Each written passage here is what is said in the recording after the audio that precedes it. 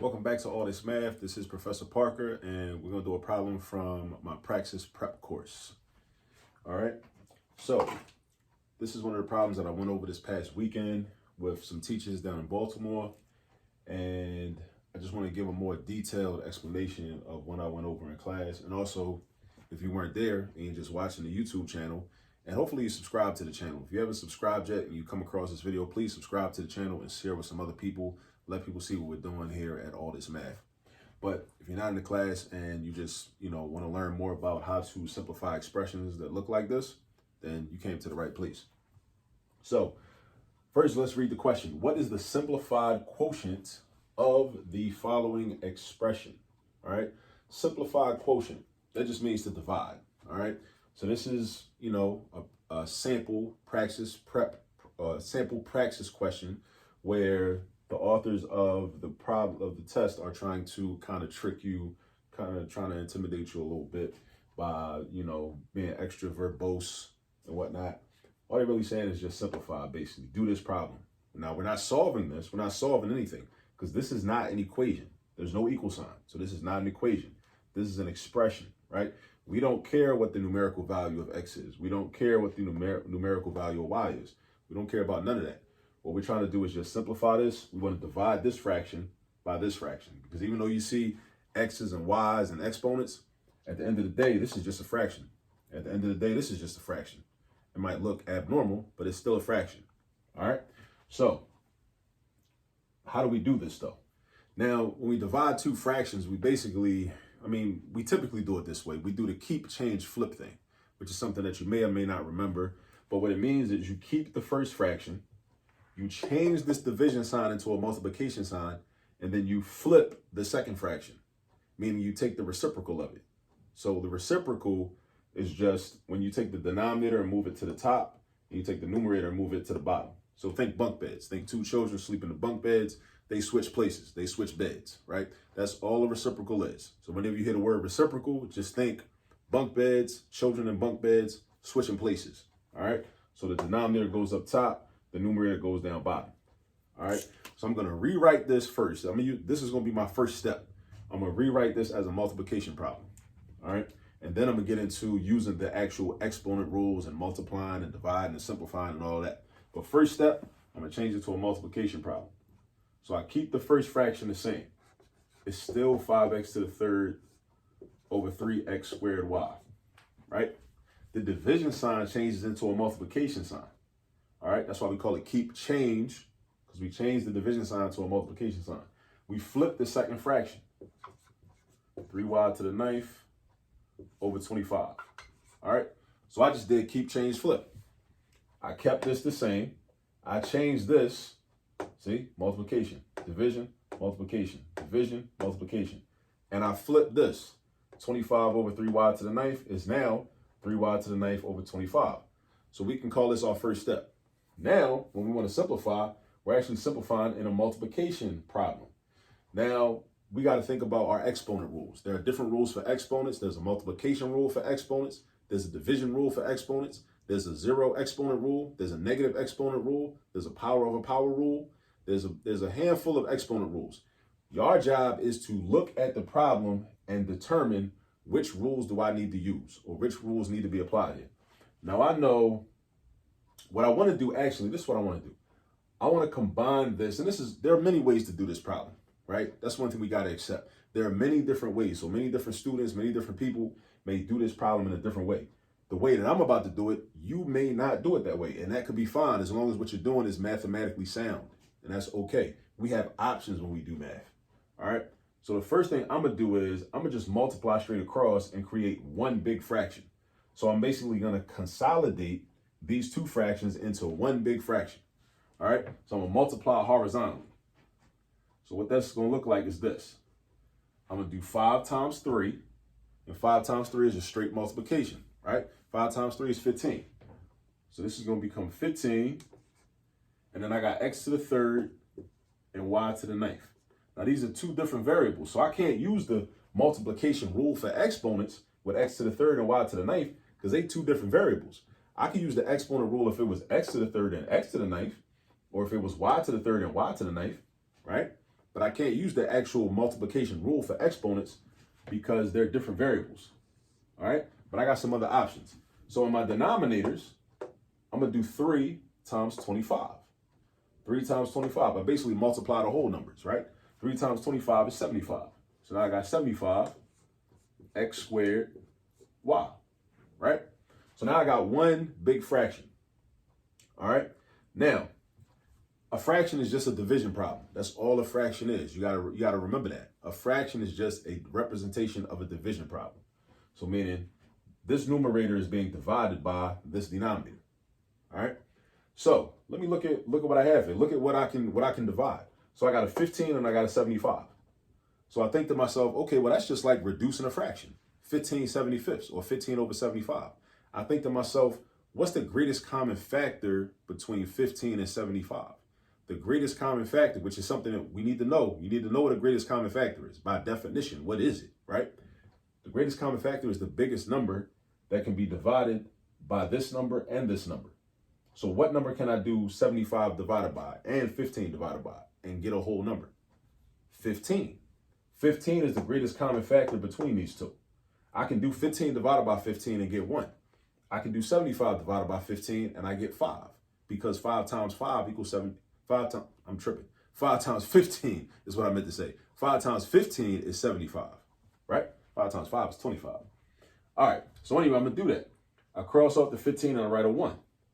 I cross off the 75 and I write a 15. No, I write a 5. I cross off the 75 and write a 5. All right, so the 75 changes into a 5. All right, so I dealt with this 15 and the 75.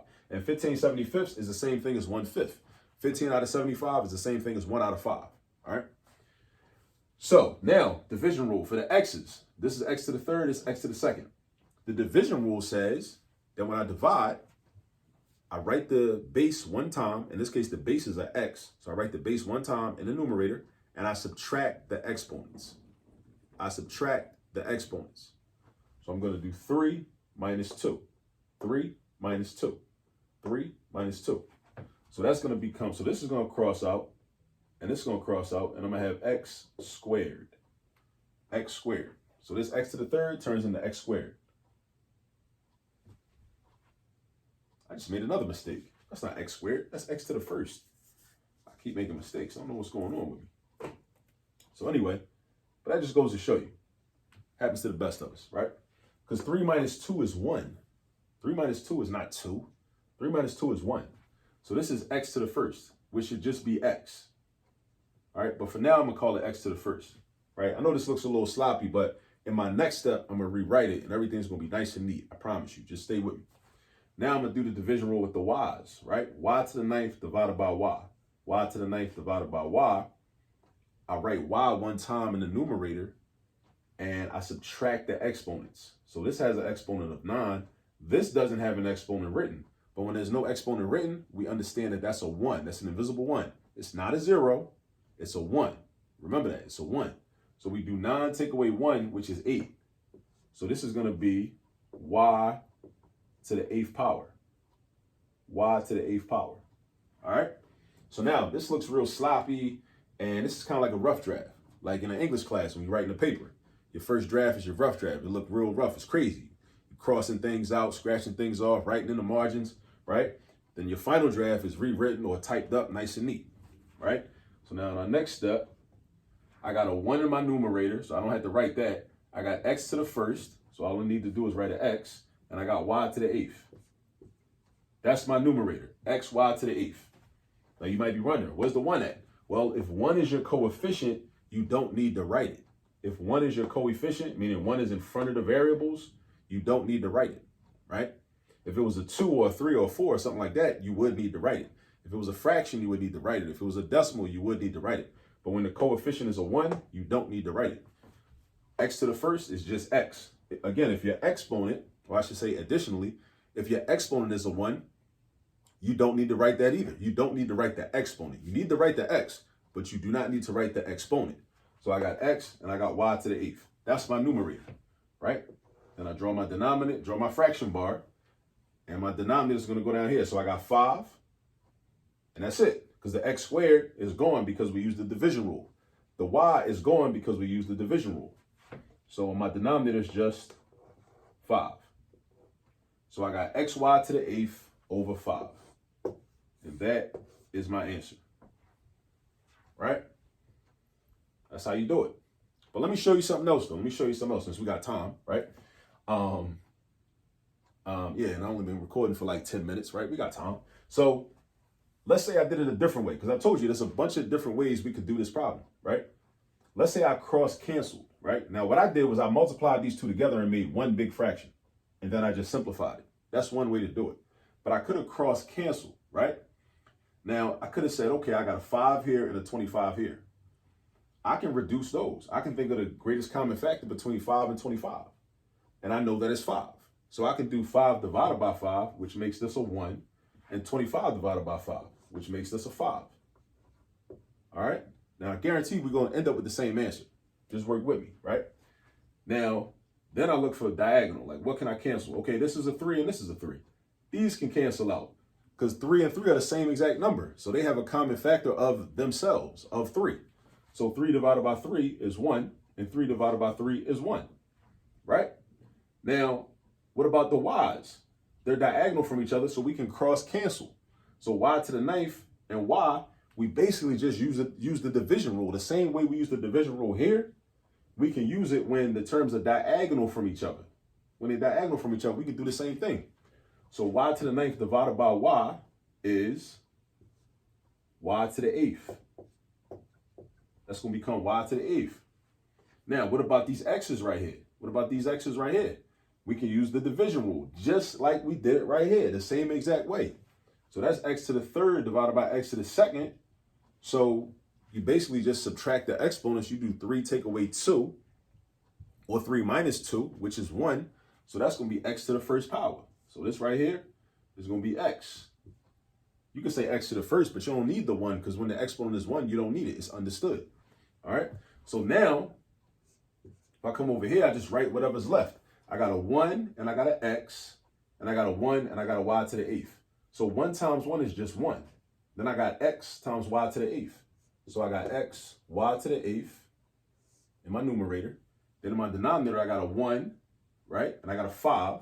So that's 1 times 5, 1 times 5, 1 times 5, and nothing else is there. This x to the 2nd turned into a 1. This y turned into a 1. When stuff cancels out, it basically turns into a 1, right? Just keep that in mind. So this x squared turned into a 1. This y turned into a 1. So this is really 1 times 1 times 1 times 5, which is 5.